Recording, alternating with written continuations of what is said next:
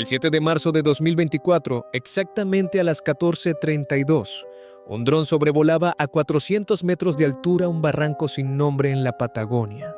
El biólogo, que en realidad seguía las rutas de vuelo de los cóndores andinos, frunció el ceño ante los extraños datos que aparecían en su monitor.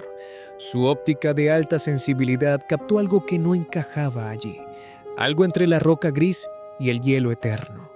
Eran dos manchas anormalmente brillantes, una de un azul intenso y la otra de un alarmante rojo, casi sanguíneo. Esos colores no pertenecían al barranco del aliento del diablo, como los lugareños llamaban a aquel lugar desolado. ¿Qué podía ser, tan lejos de cualquier ruta conocida y asentamiento humano? Acercó la imagen y un escalofrío le recorrió la espalda cuando se dio cuenta. Eran mochilas. Cuando, horas más tarde, el equipo de rescate descendió a la traicionera grieta glacial, hicieron un descubrimiento macabro.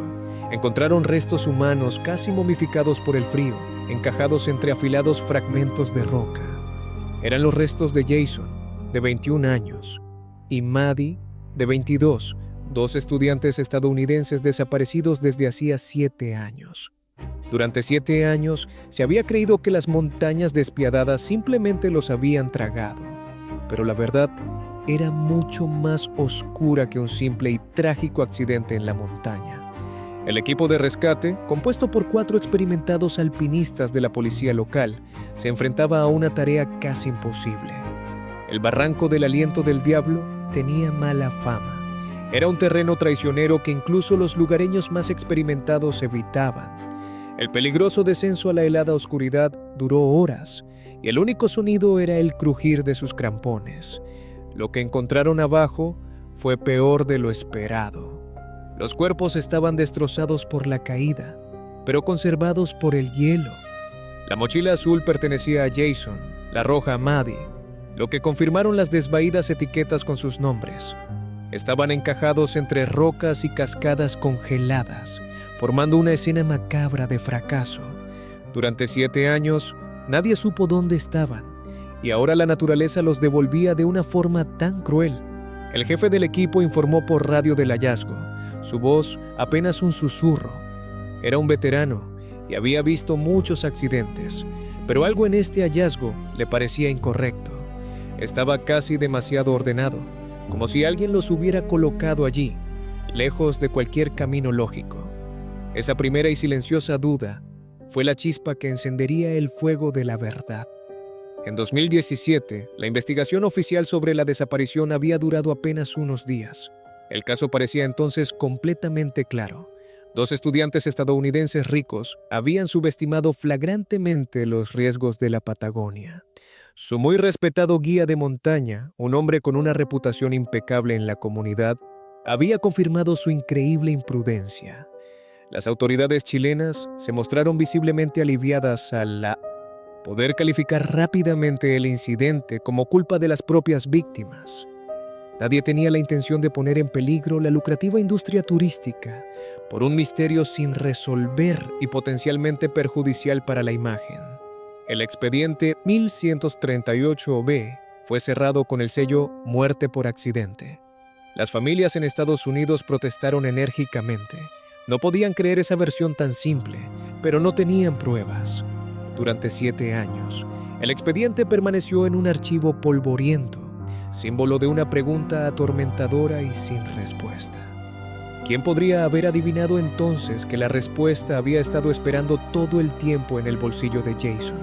La imprudencia de los estudiantes era la historia que se le contó al mundo.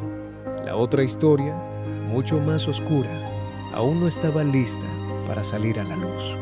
Los forenses en Santiago comenzaron su metódico trabajo sobre los cuerpos recuperados. La ropa estaba rasgada, destrozada por los elementos, pero la costosa chaqueta de Gore-Tex de Jason estaba sorprendentemente intacta. Un joven asistente palpó rutinariamente los bolsillos interiores y sintió un objeto duro y rectangular. Con cuidado extrajo un teléfono inteligente moderno, guardado de forma segura en una funda impermeable. La pantalla estaba rota por el impacto, la carcasa doblada, pero había permanecido seco. Un smartphone que había sobrevivido 7 años en el hielo era más que suerte. Era un testigo mudo que había esperado pacientemente su descubrimiento para poder hablar. Nadie sabía aún que ese pequeño y frío objeto tenía el poder de reescribir completamente el pasado. Este hallazgo no solo cuestionaría la versión oficial de los hechos, sino que la destruiría por completo. ¿Qué había querido capturar Jason tan desesperadamente en sus últimos y agónicos momentos? La verdad estaba a solo una carga de batería de ser revelada. Nos trasladamos de nuevo al año 2017, al ruidoso bar Last Hope en Puerto Natales. El aire estaba cargado de humo y del bullicio de mochileros borrachos y lugareños curtidos por el tiempo. Jason y Maddie destacaban en ese ambiente como pájaros exóticos con sus ropas de marca impecables. Reían a carcajadas, planeaban su ruta sobre un mapa arrugado y parecían los invencibles reyes del mundo. Jason era el líder evidente, el temerario, el que siempre buscaba los límites. Pulía el objetivo de su dron 4K y hablaba de hacer tomas épicas para sus patrocinadores. Maddie era la cronista. Su videoblog era su compañero constante. Quería impresionar a sus miles de seguidores. Eran la punta de lanza de una nueva generación de turistas de Instagram. No buscaban el silencio de la naturaleza, buscaban el fondo perfecto y peligroso para sus selfies. Esta búsqueda desesperada de la foto perfecta los llevaría directamente a los brazos de su asesino. Solo necesitaban un guía que estuviera dispuesto a saltarse las reglas por ellos. Encontraron a Rodrigo Vargas, que estaba sentado solo en un rincón oscuro, bebiendo cerveza. Su reputación le precedía. Era el mejor, el más fuerte, un hombre que leía las montañas como un libro abierto, pero también era un hombre que despreciaba profundamente a turistas como Jason y Maddie. Veía su arrogancia, su dinero y su peligrosa, casi insultante, ingenuidad. «Queremos algo extremo», repitió Jason deslizando un fajo de dólares sobre la mesa pegajosa. Vargas miró el dinero y luego, lentamente, a los ojos insolentes de Jason. «Lo extremo es fácil de encontrar aquí», dijo en voz baja, su voz era como grava. «Lo difícil es volver con vida». Una corriente de aire frío recorrió el cálido bar, algo que solo Maddie pareció notar. Jason se limitó a reír a carcajadas y a darle una palmada en el hombro al guía. «Por eso le pagamos, amigo». Vargas cogió el dinero sin inmutarse y asintió lentamente. El pacto estaba sellado. El último video recuperado de la tarjeta de memoria de Maddie dura solo 48 segundos. Comienza con un primer plano tembloroso de sus botas, avanzando con dificultad por la nieve profunda. El viento aúlla como un animal herido. Apenas se pueden entender las palabras. Maddie gira la cámara hacia sí misma. Su rostro está casi congelado, pero sus ojos brillan de adrenalina. «¡Estamos en el mirador!», grita por encima de la tormenta. «Rodrigo dice que el tiempo va a cambiar ya». Suena sin aliento, una extraña mezcla de miedo y pura euforia. «Pero aún tenemos un momento para ver esto», grita y gira la cámara bruscamente. El objetivo capta un abismo vertiginoso, una profunda grieta glacial de color turquesa justo a sus pies. Es una visión de una belleza aterradora, casi antinatural. Casi se puede sentir el frío reptando a través de la pantalla. Ese lugar era impresionante, pero también era una trampa mortal sin retorno. De repente, se oye la voz de Jason fuera de plano, distorsionada por el viento. «Maddie, no te acerques tanto a ese maldito borde». Su tono no es de preocupación, es de enfado, quizás celoso de su espectacular toma. Maddie ríe nerviosamente y vuelve a girar la cámara hacia sí misma para responderle. Pero ahora, otra figura llena la pantalla. Justo detrás de ella es Rodrigo Vargas, que debe haberse acercado sigilosamente por detrás. Está tan cerca que su rostro curtido ocupa la mitad del encuadre. No mira hacia la grieta, no mira a Maddie, mira fijamente, con ojos muertos y vacíos, directamente al objetivo. Su boca es una línea dura y recta en una barba de cristales de hielo. No sonríe, no se mueve. La grabación se corta. Es la última vez que se vio a Maddie con vida. 2 días después, Rodrigo Vargas apareció en el campamento base, solo y supuestamente al borde del colapso. Contó una historia dramática sobre un repentino viento blanco. una tormenta blanca que los había cercado. Él, el profesional experimentado, había ordenado la retirada inmediata para salvar sus vidas, pero el arrogante Jason se le había opuesto, llamándole cobarde. Según el testimonio de Vargas, los dos estadounidenses, en un ataque de locura, habían soltado sus cuerdas de seguridad. Habían gritado que tomarían un atajo por una cresta peligrosa. Rodrigo describió cómo tuvo que observar impotente cómo desaparecían en la dehesa ventisca. Su historia era coherente, llena de pesar y frustración profesional ante tanta imprudencia. Incluso presentó el extremo cortado de su propia cuerda como prueba de que se habían separado de él. ¿Quién iba a contradecir a un hombre que llevaba 20 años guiando a gente de forma segura por esas montañas? Las autoridades no tenían motivos para dudar de su versión. La operación de búsqueda y rescate que se inició de inmediato fue masiva, pero condenada al fracaso desde el principio. Los helicópteros apenas podían despegar debido al mal tiempo persistente en la región. Los equipos de tierra buscaron exactamente donde Rodrigo dijo que los había visto por última vez.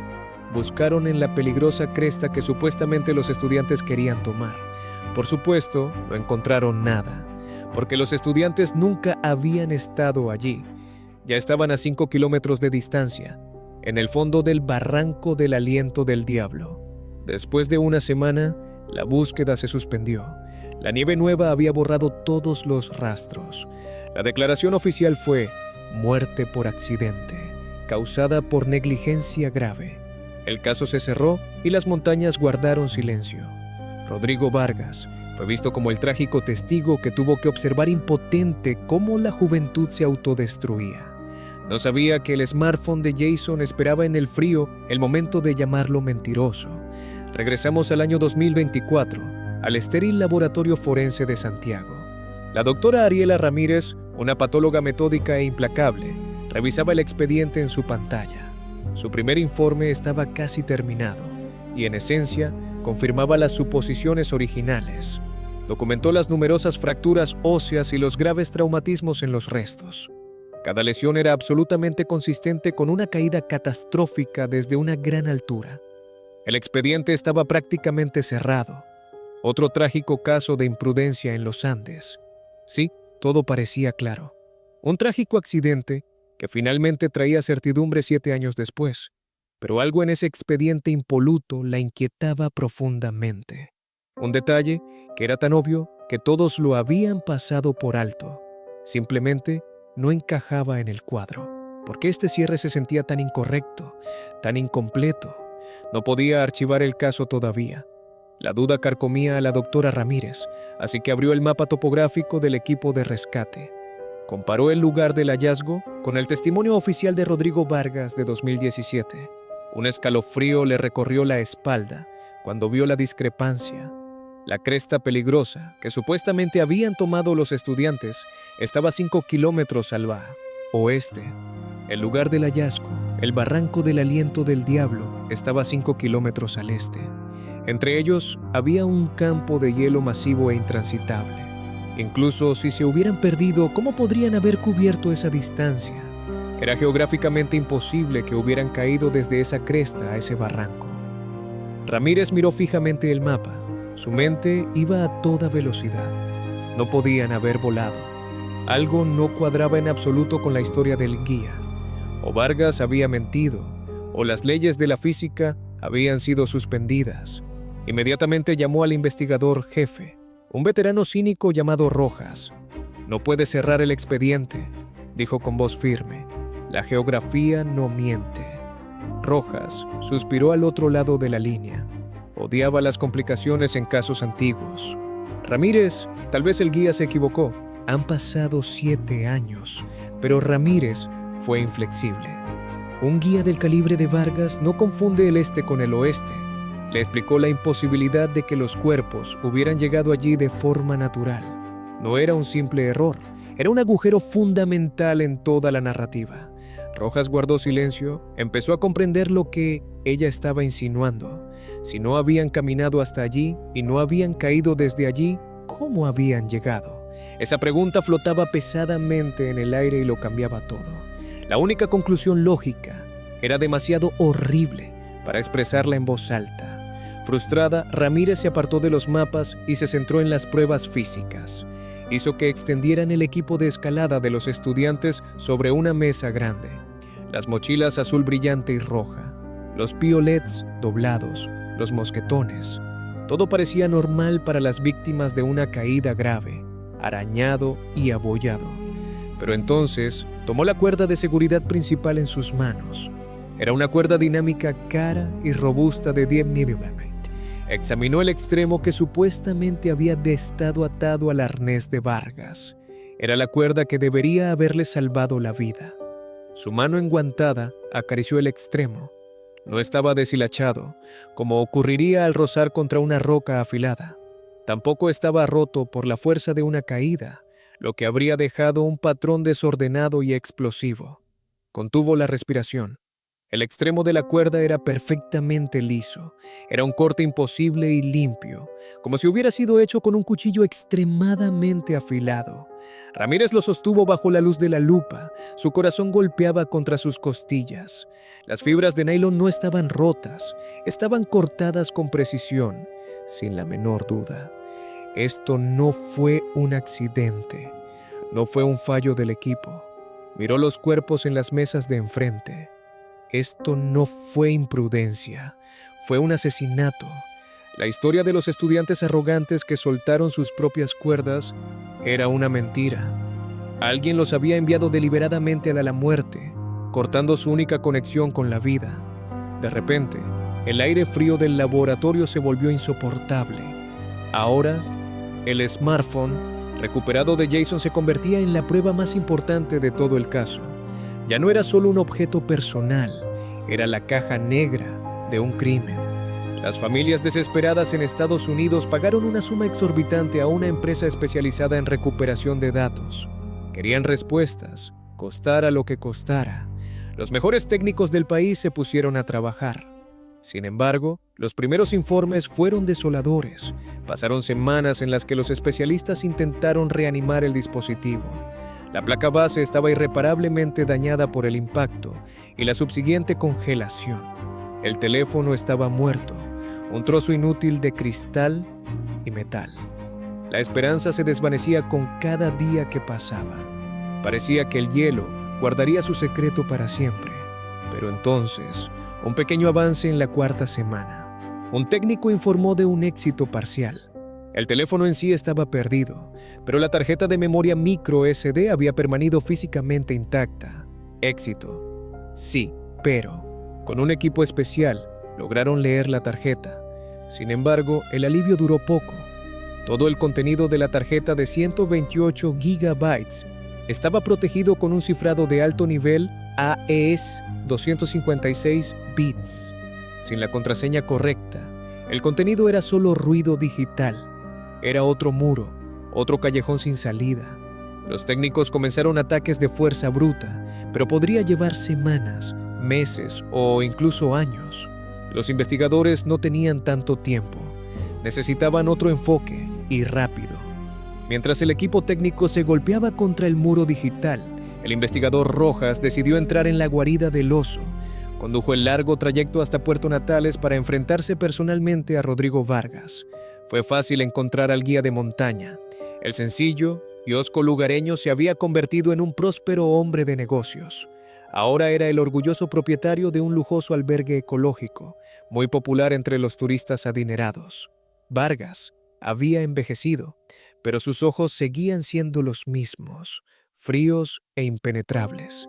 No pareció sorprendido de ver a la policía, lo que inmediatamente hizo sospechar a Rojas.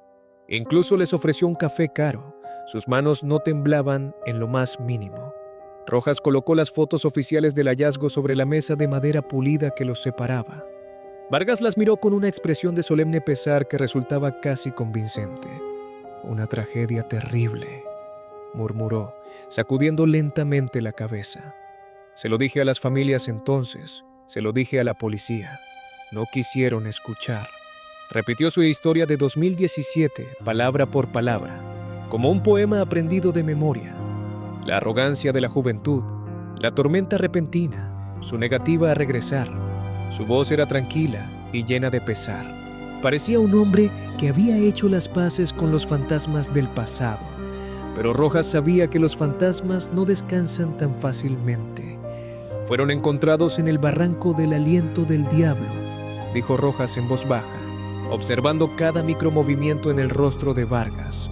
El semblante del guía no cambió, no hubo una contracción, ni una duda ni sorpresa.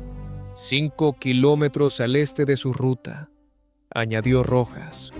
Vargas asintió lentamente, como si fuera una noticia triste pero esperada. La tormenta, dijo con la misma tristeza fingida.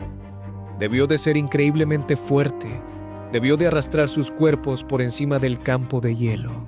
Ofreció una explicación absurda con tal convicción que casi sonaba creíble. Rojas sabía que eso era imposible, pero la serenidad de Vargas era inquietante. O era inocente, o era un maestro del engaño. ¿Y qué pasó con su equipo caro, Rodrigo?, preguntó Rojas. El dron de Jason, que valía $3,000. Vargas se encogió de hombros. Probablemente yace con ellos en el fondo del barranco. Las montañas cogen lo que quieren. De vuelta en Santiago, la doctora Ramírez miraba fijamente la pantalla de inicio de sesión de la tarjeta encriptada.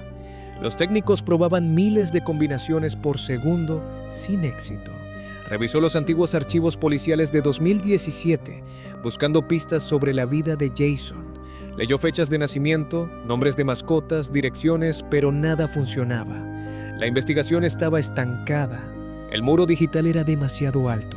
Entonces, en las profundidades de la transcripción de una entrevista con el afligido padre de Jason, encontró un comentario casual. El padre mencionó lo orgulloso que estaba Jason de su beca de fútbol americano. Estaba obsesionado con ese maldito número, dijo el padre. Lo llevaba en todo, el número 44. Los dedos de Ramírez flotaron sobre el teclado.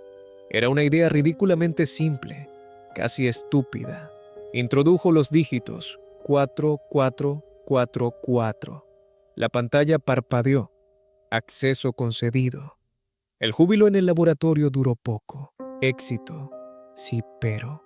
La estructura de carpetas era un caos de archivos corruptos.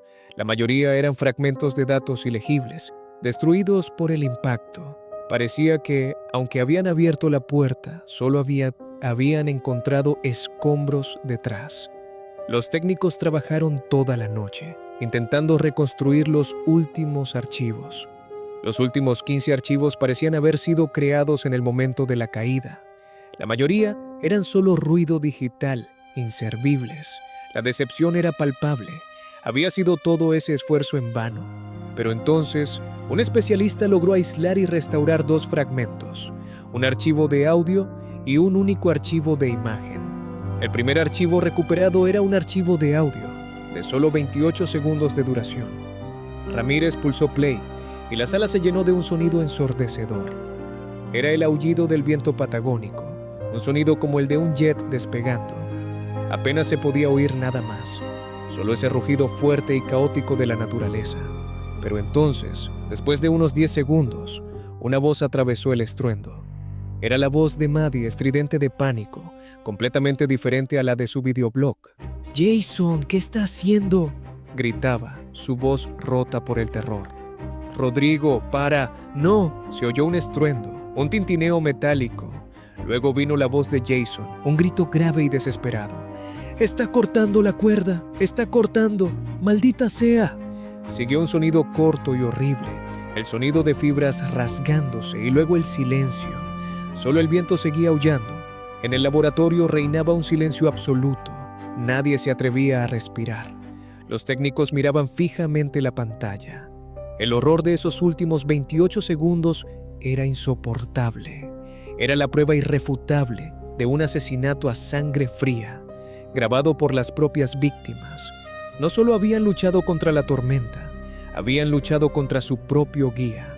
Los técnicos se centraron ahora en el último archivo, el único archivo de imagen recuperado. Era el archivo JPE 094, el último que se guardó en esa tarjeta. Estaba muy dañado, lleno de artefactos digitales. Hicieron clic en él y la imagen se fue construyendo lentamente en el monitor, línea por línea. Lo que reveló era material de pesadillas. La imagen estaba distorsionada y borrosa. tomada desde un ángulo imposible. Era evidente que Jason, mientras ya caía, había levantado instintivamente su teléfono. Había intentado, en una fracción de segundo, capturar a su asesino. Y lo había conseguido. La foto mostraba una vista desde el barranco hacia la arriba, contra la luz blanca y cegadora de la tormenta. Asomándose por el borde, había un rostro que miraba hacia abajo. Era el rostro de Rodrigo Vargas. Miraba directamente a las profundidades, directamente a sus clientes mientras caían. En su mano enguantada sostenía un cuchillo, cuya hoja todavía descansaba sobre la cuerda de escalada roja. Pero lo peor era su expresión. No había ira, ni pánico, ni duda. Su rostro estaba completamente tranquilo, casi aburrido. Era la expresión fría e indiferente de un hombre que realiza una tarea molesta. Al día siguiente brillaba un sol radiante en Puerto Natales. El investigador Rojas aparcó frente al lujoso albergue de Rodrigo Vargas. Esta vez no solo.